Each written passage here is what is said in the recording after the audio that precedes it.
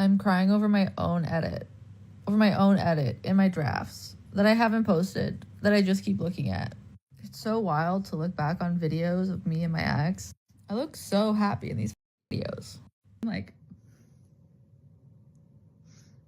hell yeah, crash out. Welcome back, family.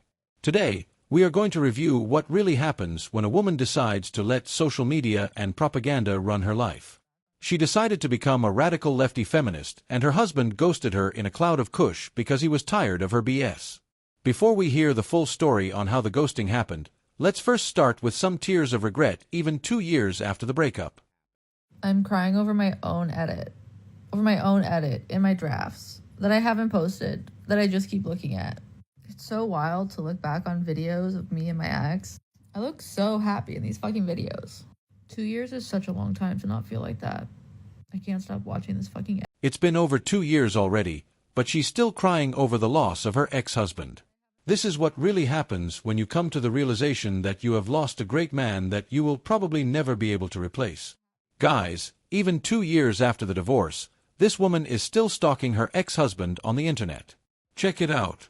So good the past 8 months about not looking at my ex-husband's social media or anything, like nothing at all.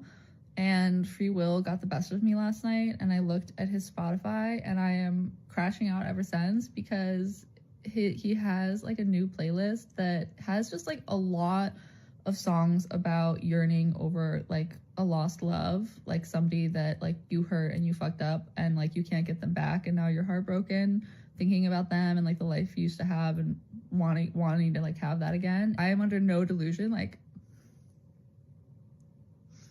you know what, maybe these songs are about somebody else. Maybe they're just totally random and he likes these songs. I don't know. I don't presume to know, but I do know they're not about me. So, hell yeah, crash out. It is just so hard to comprehend how like you thought you meant everything to somebody and actually you meant absolutely nothing. That's why I'm crashing out today. So let this be a lesson to you. Don't check anything about their profile, not even their Spotify. And my therapist would tell me that I'm just punishing myself, which obviously. She is incapable of moving on with her life even 2 years after because she knows very well that she fumbled a good man. And it is very sad the way that this woman decided to cope with the fact that she cannot get a better man than her ex-husband to commit to her. And we will see it as we progress in this episode, but for now, let's allow her to explain to us how she got ghosted by her ex-husband almost 2 years ago. Very emotional in my last video because I'm talking about how I can't find any man that is on my level. And they keep saying that my expectations are unrealistic. My expectations are what I've already accomplished. The only expectations I have is that somebody be on my level, to be where I'm at in life. Not more and not less. So if we follow this argument all the way through, are the men saying that there's something inherently biological about men that they're not capable of reaching a woman's level? Surely that can't be what they're trying to say. Because if these expectations are so unrealistic, how come I've met them, but somebody 20 years my senior has not? The other half of the emotional men are talking about how I'm being arrogant and full of myself. What level of insecure should I be so that way you don't feel inferior? Really, let me know. How much insecurity am I supposed to have so that way you don't have any icky feelings? Me feeling insecure about myself and my accomplishments, and women in general feeling insecure about themselves or their accomplishments, only feeds the patriarchy. I would rather be arrogant than insecure any and every day. A woman stating that they are intelligent, emotionally mature, have a good handle on their career and are financially successful is not arrogance. If you feel threatened by me saying that, then you are an incel. As a reminder, if a man is trying to make you feel small, it's because he's teeny tiny. She is trying to justify the fact that she is a 304 dating multiple people by lying on her grandmother. Let's support that what she's saying about her grandmother is true. We all know that hoes have always lived among us since the beginning of times. I personally don't believe that her grandmother told her that. I believe that she is simply trying to justify her messy lifestyle because she has been called out on it. But if her grandmother really said that, it means that she was also for the street. This woman is such a lefty to the point that she believes in all these crazy statistics concerning violence against women. And even worse, she applies them in her personal life. She lately pressed charges for SA in Lisbon when she was traveling for absolutely nothing. Check it out. Went to the police station yesterday to press charges against Felipe Peixoto, the bartender at Kimbo Bar in Lisbon that sexually assaulted me this weekend, and here's how it went. I brought one of my best friends with me, who is a guy and a native Portuguese speaker, which I thought would help, not only for translation, but to have a man there validating everything I'm saying. It wasn't off to a great start when we first got there, I will say. Like, there was a police officer guarding the door, and when he was asking us, like, what we were doing there, he clearly did not understand the process of reporting sexual assault. Like, he kept asking me if I had a report number or the officer's names or anything like that. And I was like, no, I specifically asked them, do I need to bring anything to press charges? And they said, no, tell them your name and they will look you up in the system. That's all you need. And so like this guy at the door didn't seem to know that. And then he was also confused why I was there. He's like, well, you made a report last night. You don't need to do anything else. It's like, yes, I do. If I'm pressing charges, I need to come here. How do I know this? And you don't. He went in and talked to somebody and then came back, let us in. We waited for a while. And then we went to like who I think is in charge. I'm not sure exactly his level, but he had a whole office to himself.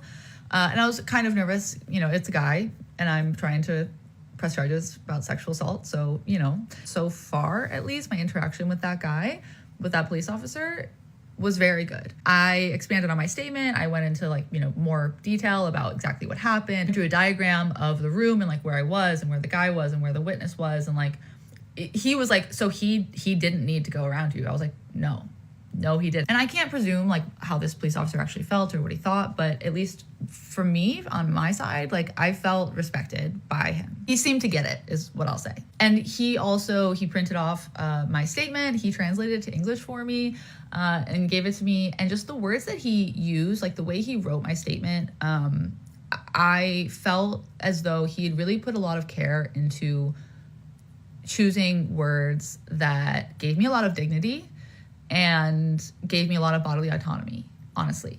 I read the statement and I was touched, honestly, after reading it. So, and also I'll say like the police officer was pretty good at addressing both me and my friend who was translating without acting like I was invisible, which if you've ever had somebody translate for you in like some sort of professional setting, I think you'll understand when I say like people forget you're there when there's a translator. And it's like a huge issue. And like I would say, and understandably it's new and jarring for some people, so it takes some time to get used to, but this police officer was like, I would say pretty good at not losing any like respect for like me and my voice. It wasn't perfect, but it was pretty good. It took a while, like I would say probably a couple hours, but overall it was a decent experience. I am as surprised as you that I'm saying this. And I don't know, could this all have been a facade by the police to sort of give this impression? Maybe. I have no idea, but it felt genuine on my end, I will say. If it was a facade, it was a good one. We'll see what happens.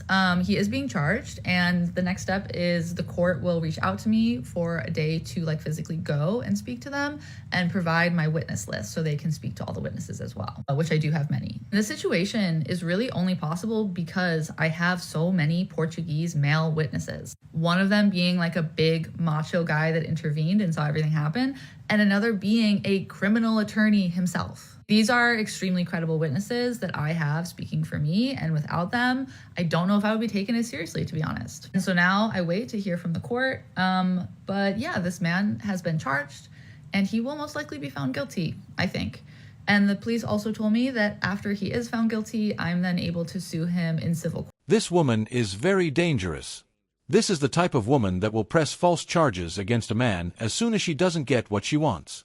She is literally going in solo trips from countries to countries to participate in festivals, and there she is trying to press charges against a man with no proof. Her page is all about women's sexual liberation, fighting the patriarchy, and making sure that men are persecuted for allegations that they didn't commit. And she wonders why her ex-husband decided to disappear in silence without leaving any trace. Fellas, protect yourselves at all times against these types of women, and above all, don't forget to keep your head up. Focus on your goals and everything else will follow. I love you and I appreciate you for all your support. Please feel free to like, subscribe, comment and share to help push this content to more men in need. I'm out. Peace.